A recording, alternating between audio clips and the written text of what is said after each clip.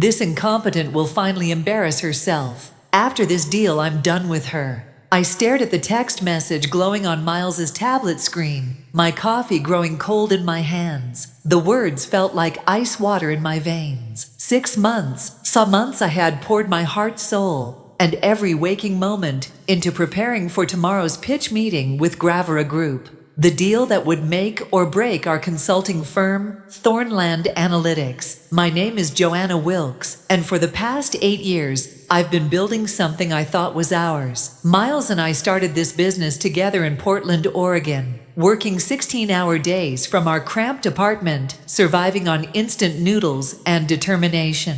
I was the strategist, the one who crafted our proposals and presentations. He was the charmer, the face that clients loved. At least that's what I believed. The tablet had been sitting on our kitchen counter, forgotten, after Miles rushed upstairs to take what he called an urgent client call. The screen lit up when I accidentally bumped it while clearing dishes. What I saw made my stomach drop. The message was sent to someone named V, with a heart emoji next to the contact name. Victoria, his assistant, the woman who'd been working late with him far too often these past few months. I scrolled up through their conversation, my hands trembling. Months of messages, intimate jokes, plans for after the divorce, detailed discussions about how they would push me out of the business once this Gravera deal was secured. How he'd been telling potential investors that I was just the background support while he was the real brains behind the operation. The cruelest part, they'd been laughing about my dedication, about how hard I'd been working on this presentation, staying up until 3:00 a.m., perfecting every slide, rehearsing every talking point about how I had no idea what was coming. Baby, you should see her scrambling around thinking this is her big moment. One message read, "She has no clue that tomorrow is the day I finally get rid of the dead weight." Victoria had responded with laughing emojis and a message that made my blood boil. "Can't wait to celebrate afterward. Just you and me, running the show." I heard Miles's footsteps on the stairs. Quickly, I placed the tablet exactly where I'd found it and pretended to be loading the dishwasher. My mind was racing, but my face remained calm. 8 years of marriage to a manipulator had taught me how to hide my emotions when I needed to. "Everything okay down here?" Miles asked, wrapping his arms around me from behind. His touch, which once brought comfort, now felt like a snake coiling around my shoulders. "Perfect," I said, leaning back against him with a smile that could have won an Oscar. "Just thinking about tomorrow. I'm so excited about our presentation." He squeezed me tighter. "Our presentation? That's right, sweetheart. We're going to crush it together. Together." What a beautiful lie. The next morning arrived with deceptive normalcy. I woke at 6:00 a.m. As always, went through my usual routine of yoga and meditation, then headed to our home office to do final prep work. Miles was already there, looking fresh and confident in his navy suit, the one I'd bought him for our anniversary last year. "Big day," he said, not looking up from his laptop. "Are you feeling ready?" "More than ready," I replied, settling at my desk. The presentation was loaded on both our computers, backup copies saved to the cloud. Every slide was perfect, every statistic verified, every argument bulletproof. I'd spent the last 6 months researching Gravera Group's pain points, their competition, their growth projections. This wasn't just a pitch, it was a surgical strike designed to address every concern they might have. What Miles didn't know was that I'd also spent the early morning hours making some additional preparations, a quick call to my divorce attorney, Rebecca Hayes, whom I'd worked with on several client cases, a discreet email to our accountant requesting copies of all business financial records, and most importantly, setting up a recording app on my phone. "I'll make us some coffee," Miles announced around 9:00 a.m. The meeting was scheduled for 10:30 a.m. via video conference. Gravera Group's leadership team would be joining from their headquarters in Seattle, along with their legal counsel and 3 potential investors. I watched him move around our kitchen with the same easy confidence he'd always had. He was handsome. I'd give him that dark hair with just enough gray at the temples to look distinguished, green eyes that could charm anyone, a smile that had convinced me to trust him with my heart and my future. But this morning, I saw him differently. The way he hummed while he worked. Was he actually happy about what he was planning to do to me? He returned with 2 matching black mugs, his and hers coffee cups we'd bought during our honeymoon in Italy. The irony wasn't lost on me. "Here you go, honey," he said, setting my mug down with extra care. "Drink up. You'll need the energy." The coffee looked and smelled normal. Dark roast, just how I liked it. But his smile was too sweet, too deliberate. I took a small sip and watched his face. Was that satisfaction I saw flash across his features? "Thank you," I said warmly. "You always take such good care of me." His phone buzzed. Victoria, no doubt. "I need to use the bathroom quickly before we start," he said, already moving toward the hallway. "Can you pull up the presentation? I want everything ready to go." The moment he disappeared, I sprang into action.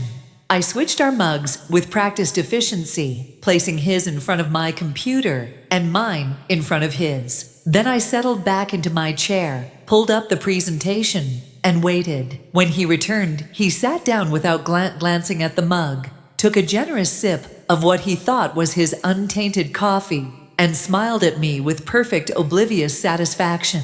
The meeting was about to begin, and so was his downfall. At exactly 10:30 a.m., our computer screen filled with faces. Harrison Webb, Gravora Group's CEO, appeared in the main window, a distinguished man in his 60s with sharp eyes that missed nothing. Beside him sat Jennifer Coleman, their chief operating officer, and Thomas Rivera, their head of business development. 3 additional windows showed the potential investors Miles had been courting for months. "Good morning, everyone," Harrison said, his voice clear through our speakers. "We're excited to hear what Thornland Analytics has prepared for us today."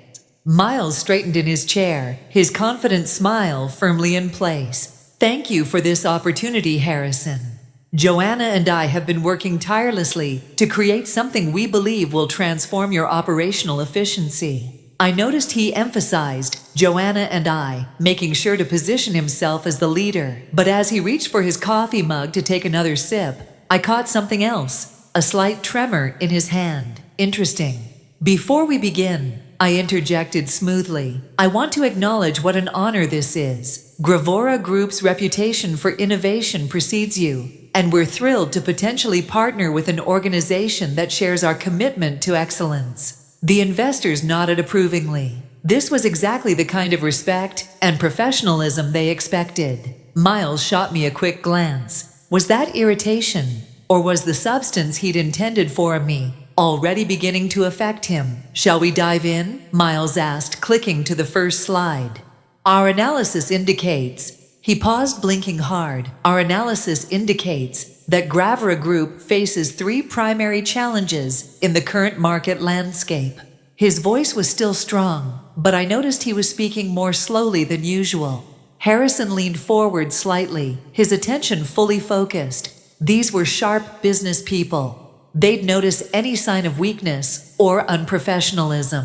"The first challenge," Miles continued, "is operational redundancy across your regional offices. Our research shows." Another pause. He rubbed his temple with his free hand while reaching for his coffee with the other. "Shows that you could achieve 18% greater efficiencies through streamlined processes."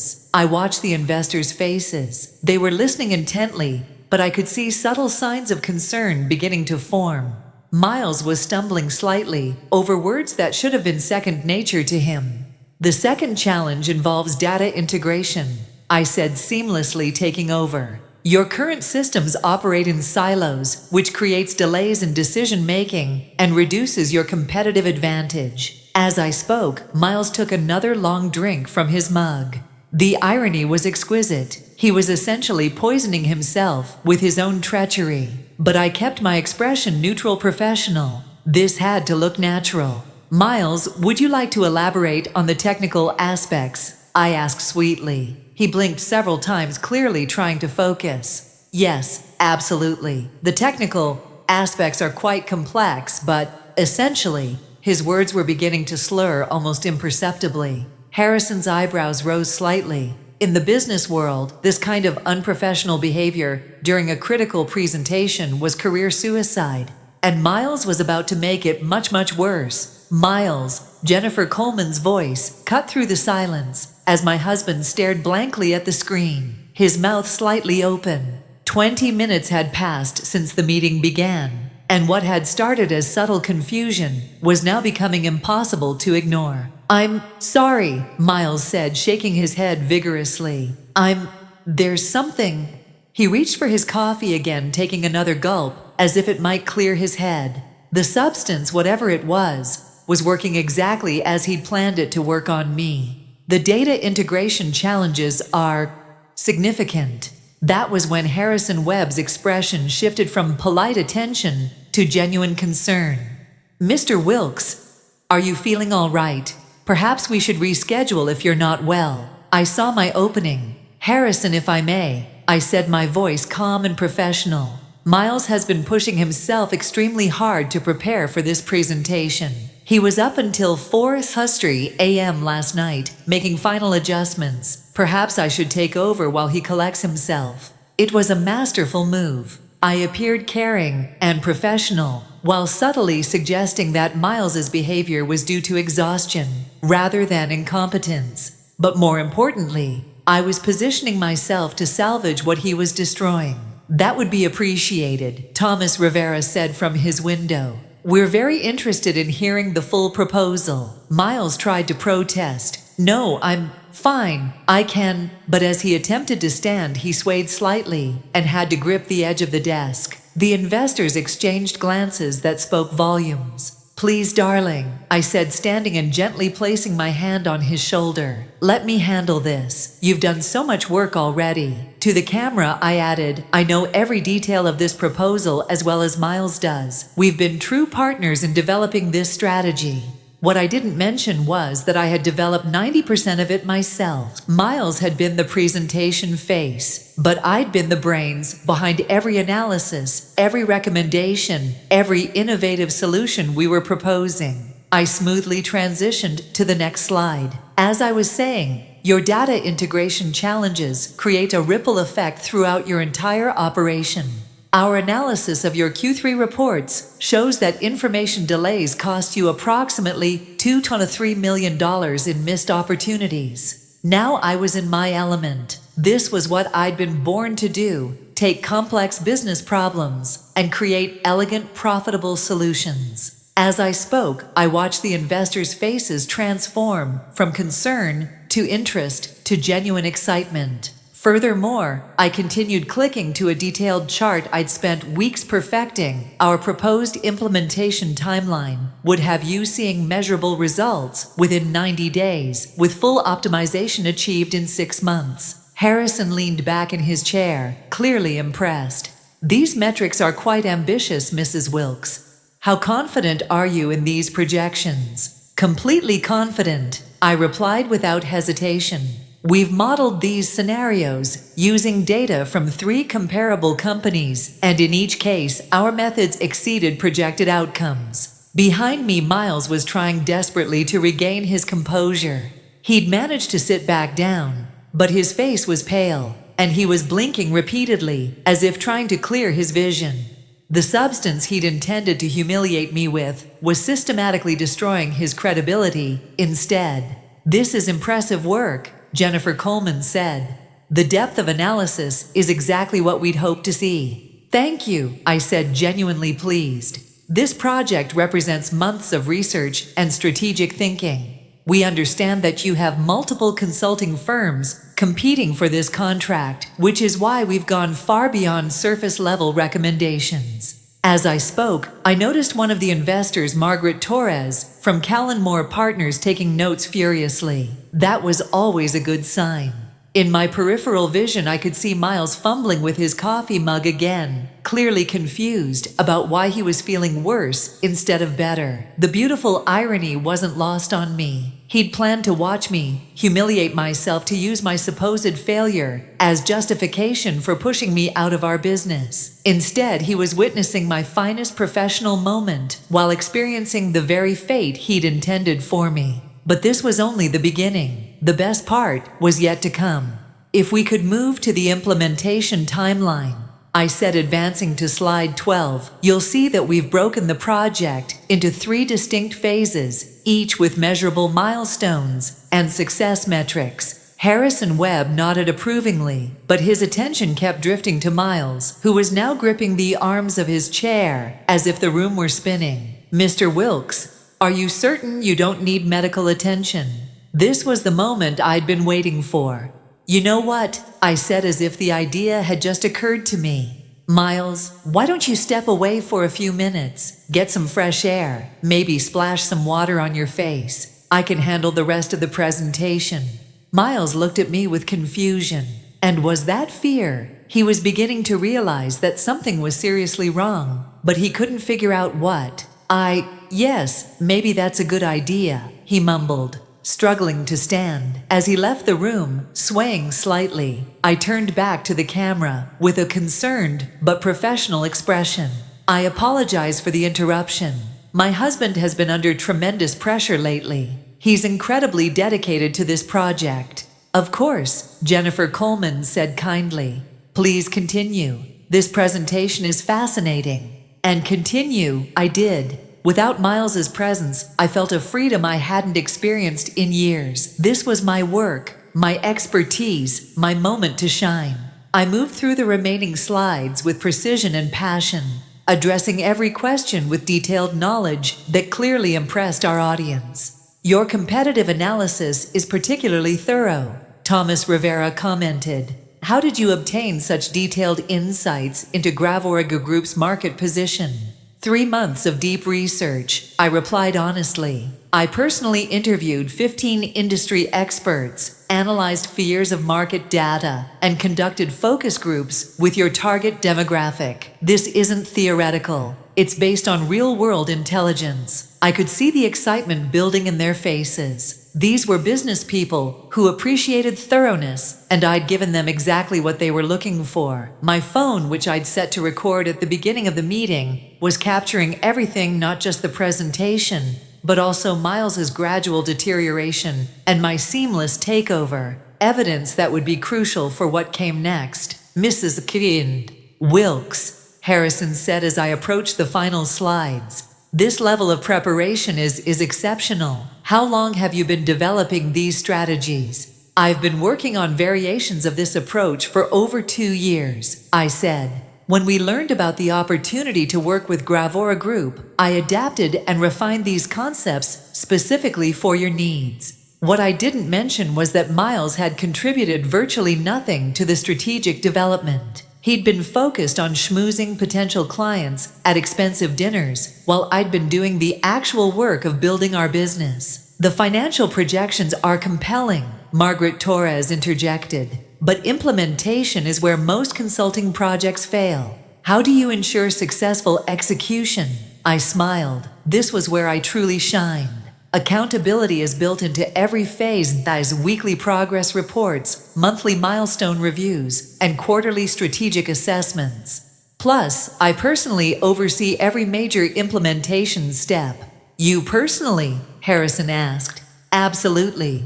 This isn't a project we hand off to junior staff. When you work with Thornland Analytics, you get our senior-level expertise throughout the entire process. I was being careful with my language, subtly positioning myself as the primary resource rather than Miles. But I was doing it professionally, focusing on capability, rather than making any negative comments about my husband. As we moved into the final phase of the presentation, I felt a surge of confidence I hadn't experienced in months. This was going better than I'd ever dreamed. And the best part, Miles was missing his own professional destruction. The presentation concluded to enthusiastic responses from all participants. Harrison Webb looked genuinely excited. Jennifer Coleman was asking detailed follow-up questions, and the investors were clearly impressed by what they'd seen. Mrs. Wilkes, this has been outstanding, Harrison said. I have to ask, is this level of strategic thinking typical of your work? It is, I replied confidently. I believe in going beyond surface level analysis to uncover the real opportunities for growth and efficiency. How soon could you begin implementation if we move forward? Thomas Rivera asked. Immediately, I said. I've already cleared my schedule in anticipation of this project. My full attention would be dedicated to ensuring Gravora Group's success.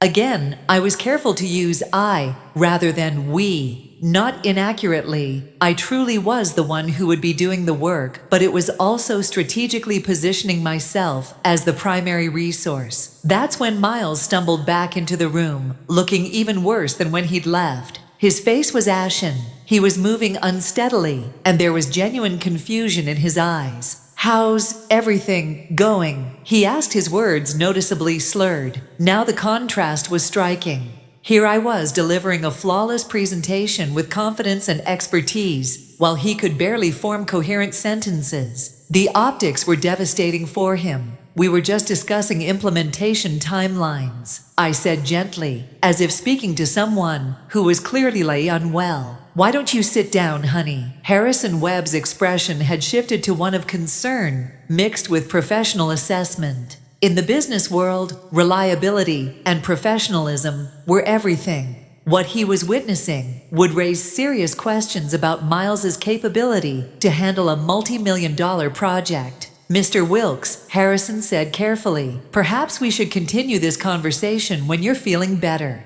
No, Miles protested, trying to inject energy into his voice. I'm fine, just tired. Let me walk you through the final recommendations. But when he tried to advance to the next slide, he clicked the wrong button and accidentally closed the presentation entirely. The fumbling that followed his desperate attempts to reopen the file, while clearly struggling with basic computer functions, was painful to watch. It's all right, I said smoothly, reopening the presentation on my computer and sharing my screen instead. Technical difficulties happen. Here we go. I guided the discussion through the final points, with professional grace, making Miles's struggles look like minor hiccups rather than major red flags. But the damage was done. These business leaders had seen everything they needed to see. As the meeting wound down, Harrison made a comment that sent chills down my spine. Mrs. Wilkes, your expertise is exactly what we're looking for. We'll be in touch very soon with our decision. Not your company's expertise, not Thornland Analytics expertise, my expertise. After we ended the call, Miles slumped in his chair, looking confused and exhausted. What happened? He asked. I felt fine this morning, and then... You've been pushing yourself too hard, I said with false sympathy. Maybe you should go lie down. I'll handle any follow-up with the clients. As he struggled to stand and make his way to our bedroom, I sat alone in our office, contemplating what had just occurred. The meeting had gone better than I'd ever imagined. I'd not only salvaged what Miles had tried to destroy, I'd potentially secured the biggest contract of our careers. But more importantly, I documented everything. The recording on my phone captured not just Miles's deteriorating condition, but also his admission that he'd felt fine that morning, before drinking the coffee he'd prepared. The trap he'd set for me had caught him instead, and now it was time to spring a few traps of my own. Within an hour of the meeting's conclusion, I was already implementing the next phase of my plan. Miles was upstairs, sleeping off whatever substance he'd intended to use against me, while I worked methodically to secure my future and expose his betrayal. First, I called Rebecca Hayes, my attorney. Rebecca, it's Joanna Wilkes. We need to meet today. I have evidence of my husband attempting to drug me, plus documentation of his plans to steal our business. Joanna, that's a serious accusation. What kind of evidence are we talking about? Audio recordings, text messages, and witness testimony from a business meeting where he inadvertently dosed himself with whatever he'd put in my coffee. Can you meet me at 4 p.m.?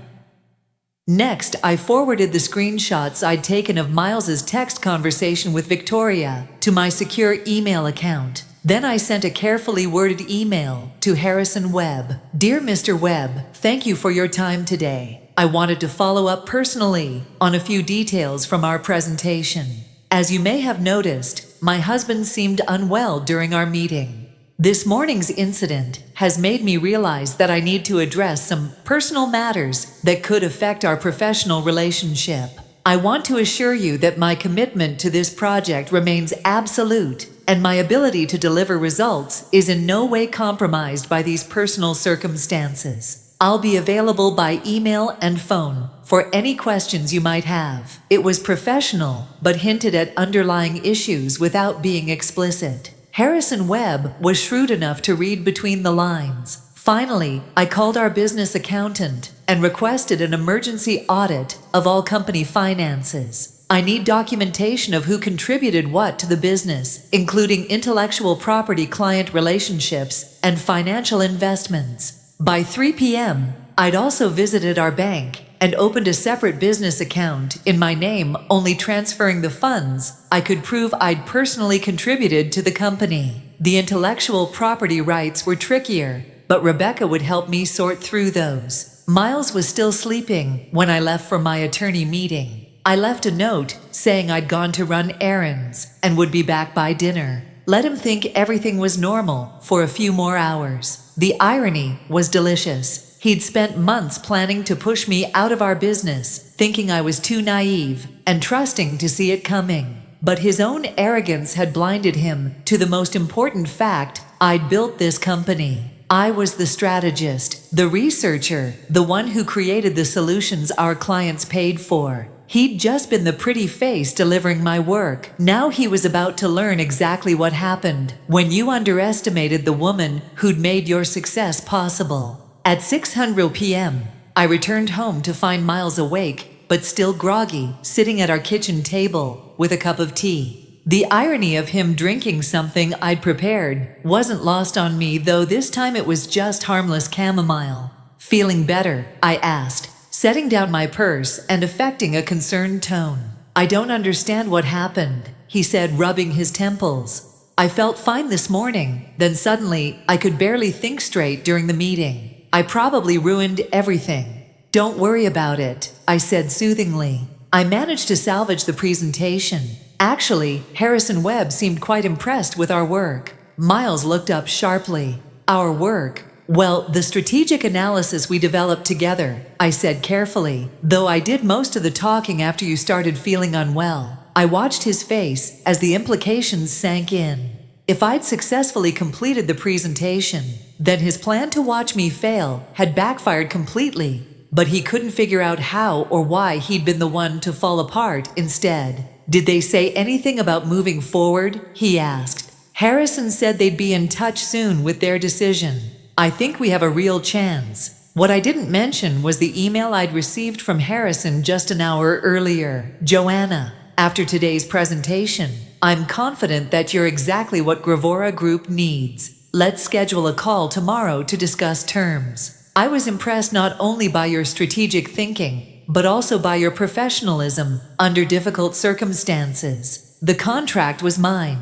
The business was mine. And tomorrow Miles would learn exactly how thoroughly his life was about to change. As we sat there sharing dinner, him still confused about his mysterious illness, and me quietly planning his downfall, I reflected on how poetic justice could be. He'd tried to drug me into professional humiliation.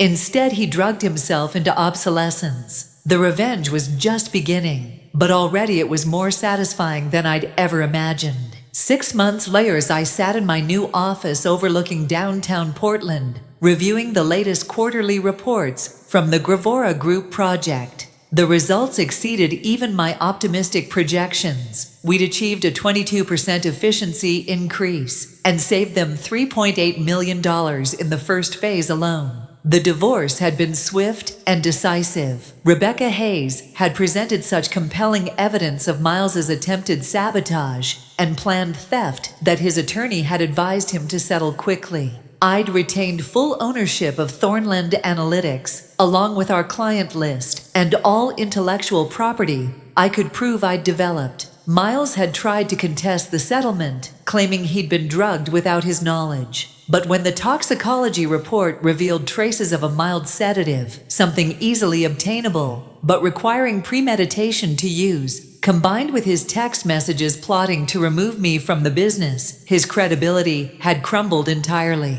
Victoria had been terminated from her position the same week I'd forwarded her inappropriate communications with my husband to her professional licensing board. The consulting industry in Portland was smaller than most people realized. Her reputation was effectively finished. I'd expanded the business by 40%, hired 3 brilliant analysts, and secured 2 additional major contracts based solely on the success of the Gravora project. The company that Miles had planned to steal from me was now thriving beyond either of our original dreams, and it was mine alone. Sometimes late in the evening, when I reviewed my work, I thought about that morning 6 months ago, how he'd handed me that coffee with such smug satisfaction, so certain he was about to watch me destroy myself. How he'd never imagined that his own arrogance would be his downfall. The beauty of perfect revenge, I'd learned, wasn't in elaborate schemes or dramatic confrontations. It was in simply allowing someone's own malice to consume them, while you stepped aside and claimed the life they tried to steal. Miles had taught me one final valuable lesson. Never trust someone who would poison your coffee. But more importantly, always make sure you know which cup is which. In the end, justice had been served in the most fitting way possible. He'd drunk deeply from the cup of his own treachery, and I'd inherited everything he'd thought was his. As I looked toward the future, I couldn't help but smile at how perfectly the tables had turned in my favor.